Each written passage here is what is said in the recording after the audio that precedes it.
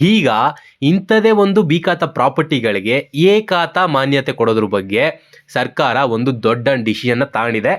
ಆ ಗೈಡ್ಲೈನ್ಸ್ ವ್ಯಾಲ್ಯೂಗೆ ಎಷ್ಟು ಪರ್ಸೆಂಟ್ ಕೊಟ್ಟು ನಾವು ಎ ಖಾತಾ ಮಾಡಿಸ್ಕೋಬೇಕು ಅನ್ನೋದು ಹೇಳಿದ್ರ ಸಿದ್ದು ಸರ್ಕಾರದಿಂದ ಮಹತ್ವದ ನಿರ್ಧಾರ ಕೈಗೊಂಡಿದ್ದಾರೆ. ಅದೇನಪ್ಪ ಅಂದರೆ ಬಿ ಖಾತಾ ಆಸ್ತಿಗಳಿಗೆ ಎ ಖಾತಾ ಮಾನ್ಯತೆ ಕೊಡೋದ್ರ ಬಗ್ಗೆ ಒಂದು ನಿರ್ಧಾರ ತೆಗೆದುಕೊಂಡು ಇದನ್ನು ಜಾರಿಗೊಳಿಸಿದ್ದಾರೆ. ಹಾಗಿದ್ರೆ ಬಿ ಖಾತಾ ಪ್ರಾಪರ್ಟಿಗಳು ಬರೀ BBMPಯಲ್ಲಿ ಅಷ್ಟೇನ ಇರೋದು ಅಲ್ಲ. ಬಿ ಖಾತಾ ಪ್ರಾಪರ್ಟಿಗಳು ರಾಜ್ಯದಾದ್ಯಂತ ಎಲ್ಲ ನಗರ ಸ್ಥಳೀಯ ಸಂಸ್ಥೆಗಳು ಯಾವ್ದ್ಯಾವುದು, ನಗರಸಭೆ, ಮುನ್ಸಿಪಾಲಿಟಿ, ಪುರಸಭೆ, ಪಟ್ಟಣ ಪಂಚಾಯಿತಿ ಎಲ್ಲ ನಗರ ಸ್ಥಳೀಯ ಸಂಸ್ಥೆಗಳಲ್ಲೂ ಕೂಡ ಬಿ ಖಾತಾ ಪ್ರಾಪರ್ಟಿಗಳಿದೆ. ಅಷ್ಟೇ ಅಲ್ಲದೆ ಪಂಚಾಯಿತಿ ವ್ಯಾಪ್ತಿಯಲ್ಲೂ ಕೂಡ ಬಿ ಖಾತಾ ಪ್ರಾಪರ್ಟಿಗಳಿದೆ. ಆ ಗೈಡ್ಲೈನ್ಸ್ ವ್ಯಾಲ್ಯೂ ಮೇಲೆ 5% ಸೆಟ್ ಮಾಡಿದರು. ಈಗ ಬಿ ಖಾತಾ ಟು ಎ ಖಾತಾ ಮಾಡಿಸ್ಬೇಕು ಅಂದರೆ ಯಾವೆಲ್ಲ ಪ್ರಾಪರ್ಟಿಗಳು ಎ ಖಾತಾ ಮಾಡಿಸ್ಕೋಬೋದು? ಇಲ್ಲಿ ಇಂಪಾರ್ಟೆಂಟ್ ಆಗಿರುವಂತಹ ನಿರ್ಬಂಧಗಳಿದೆ. ಅದೇನಪ್ಪ, ಈಗ ಇಂಥದೇ ಒಂದು ಬಿ ಖಾತಾ ಪ್ರಾಪರ್ಟಿಗಳಿಗೆ ಎ ಖಾತಾ ಮಾನ್ಯತೆ ಕೊಡೋದ್ರ ಬಗ್ಗೆ ಸರ್ಕಾರ ಒಂದು ದೊಡ್ಡ ಡಿಸಿಷನ್ನ ತಗೊಂಡಿದೆ. ಇದರಲ್ಲಿ ಒಂದೇ ಒಂದು ಪ್ರಾಬ್ಲಮ್ ಇದೆ. ಸದ್ಯಕ್ಕೆ ಇಲ್ಲಿವರೆಗೂ ಆಗಿರೋ ಪ್ರೋಗ್ರೆಸ್ ನೋಡೋದಾದರೆ ನಗರ ಸ್ಥಳೀಯ ಸಂಸ್ಥೆಗಳಿಗೆ ಮಾತ್ರ ಅಂತ ಹೇಳಿದ್ದಾರೆ. ಆದರೆ ಪ್ರಿಯಾಂಕ್ ಖರ್ಗೆ ಅವರು ಒಂದು ಪೋಸ್ಟ್ ಹಾಕಿ ಫೇಸ್ಬುಕ್ನಲ್ಲಿ ಈ ರೀತಿ ಹೇಳಿದ್ರು, ಎಲ್ಲ ಪಂಚಾಯಿತಿ ವ್ಯಾಪ್ತಿ ಪ್ರಾಪರ್ಟಿಗಳಿಗೂ ಬಿ ಖಾತಾ ಟು ಎ ಖಾತಾ ಕನ್ವರ್ಷನ್ನ ಮಾಡ್ತೀವಿ, ಆ ಒಂದು ಫೆಸಿಲಿಟೀಸ್ನ ನಾವು ಈ ಸೊತ್ತುಲೇ ಕೊಡ್ತೀವಿ ಅಂತ ಹೇಳಿದ್ರು. ಇದರಲ್ಲಿ ಒಂದೇ ಒಂದು ಪ್ರಾಬ್ಲಮ್ ಇದೆ.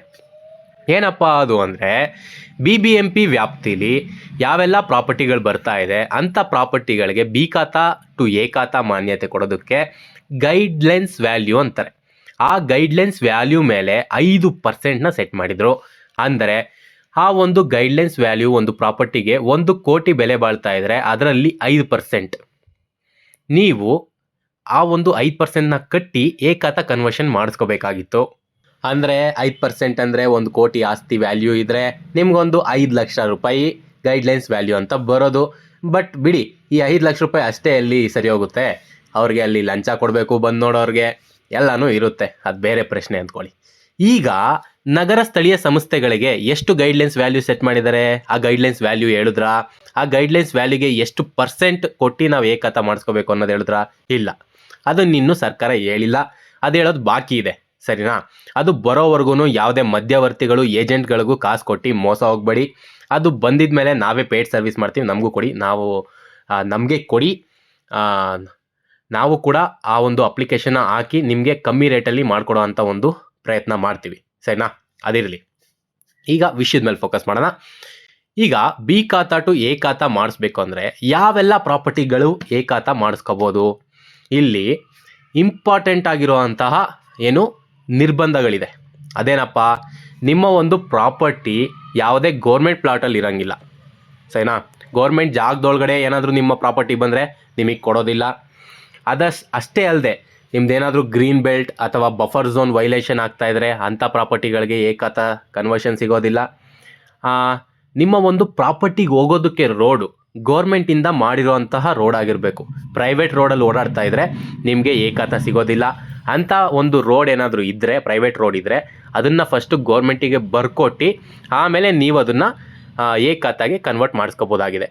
ಇದಿಷ್ಟೇ ಅಲ್ಲದೆ ಇನ್ನೂ ಒಂದು ಇಂಪಾರ್ಟೆಂಟ್ ವಿಷಯ ಏನಪ್ಪ, ಯಾವೆಲ್ಲ ಸೈಜ್ ಡೈಮೆನ್ಷನ್ ಇರೋವಂಥ ಪ್ರಾಪರ್ಟಿಗಳಿಗೆ ಸಿಗ್ತಾ ಇದೆ? 30-40ವರೆಗೂ ಅಷ್ಟೇ. ಟಿಲ್ 30-40 ಸೈಟ್ 1200 ಅಡಿವರೆಗೂ ಅಷ್ಟೇ. ಅದ್ರ ಮೇಲಿರೋಂಥ ಪ್ರಾಪರ್ಟಿಗಳಿಗೆ ಸದ್ಯಕ್ಕೆ ಇದರ ಒಳಗಡೆ ಸೇರಿಸಿಲ್ಲ. ಸದ್ಯಕ್ಕೆ, ಮುಂದೆ ಸೇರಿಸ್ಬೋದೇನೋ, ನೋಡೋಣ. ಆ ಅಪ್ಡೇಟ್ಸ್ ಬಂದರೆ ನನ್ನ ಯೂಟ್ಯೂಬ್ ಚಾನಲಲ್ಲಿ ಹಾಕ್ತಾ ಇರ್ತೀನಿ. ನೀವು ಅದನ್ನು ನೋಡಬೇಕು ಅಂದರೆ ನನ್ನ ಚಾನಲನ್ನು ಸಬ್ಸ್ಕ್ರೈಬ್ ಮಾಡಿ ಇಟ್ಕೊಂಡಿರಬೇಕು, ಓಕೆನಾ? ಬೆಲ್ಲೈಕನ್ ಒತ್ತೋದನ್ನ ಮರಿಬೇಡಿ.